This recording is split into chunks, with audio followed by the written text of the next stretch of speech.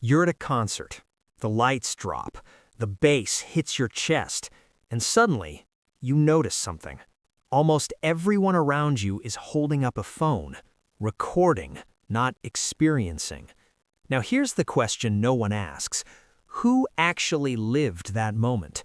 The person who felt it, or the person who recorded it? And here's where it gets uncomfortable.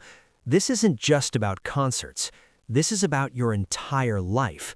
There's a group of people. You don't see them posting much. They disappear for weeks, sometimes months. But when you meet them in real life, they feel different, calmer, more present, almost like they've figured something out. And today, you're going to understand exactly what that is. But first, you need to understand what you're up against, because this isn't random. This is design. Social media was never built to connect you. It was built to capture your attention. Every like, every comment, every notification. Your brain reads it as approval, even if it's coming from strangers who barely looked at your post. And this is where it gets dangerous, because your brain doesn't know the difference. It just knows, I've been seen. So you post again, not because you want to, but because something inside you feels like it has to. But here's the catch. The more you post for approval, the less real your life starts to feel. And this is where most people get stuck, because deep down, they don't actually enjoy posting. They feel pressure.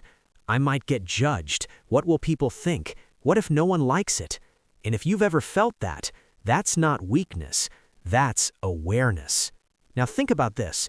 If posting was truly natural, why does it feel like performance? Because it is.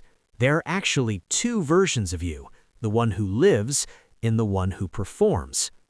One version feels the moment. The other is already thinking, should I post this? And slowly, the performing version takes over. But here's where it gets interesting.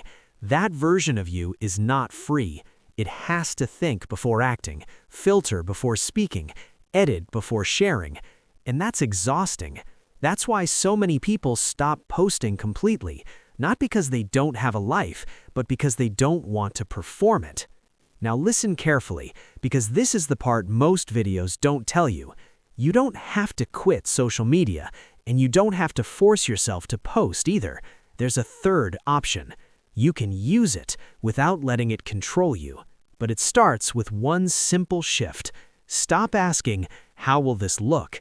And start asking, is this real to me? Because the moment something becomes content, it loses a part of its meaning. In the moment you stop needing approval, you take your power back. Now here's something that might surprise you. The people who don't post the most are often the most secure. They don't need to prove anything. They don't need constant validation. They just live. And this is where FOMO comes in. The fear that if you're not visible, you don't exist. But here's the truth. Most people aren't thinking about you as much as you think. That post you spent 30 minutes on, people saw it for less than a second. And once you realize that, something changes. The pressure disappears. You stop performing, and you start living again. So if you've ever felt like you don't belong in the noise, maybe you were never meant to. Maybe you're one of the quiet ones. Not inactive, not behind, just intentional. And in a world full of people trying to be seen, that might be your greatest strength. I'll see you in the next one.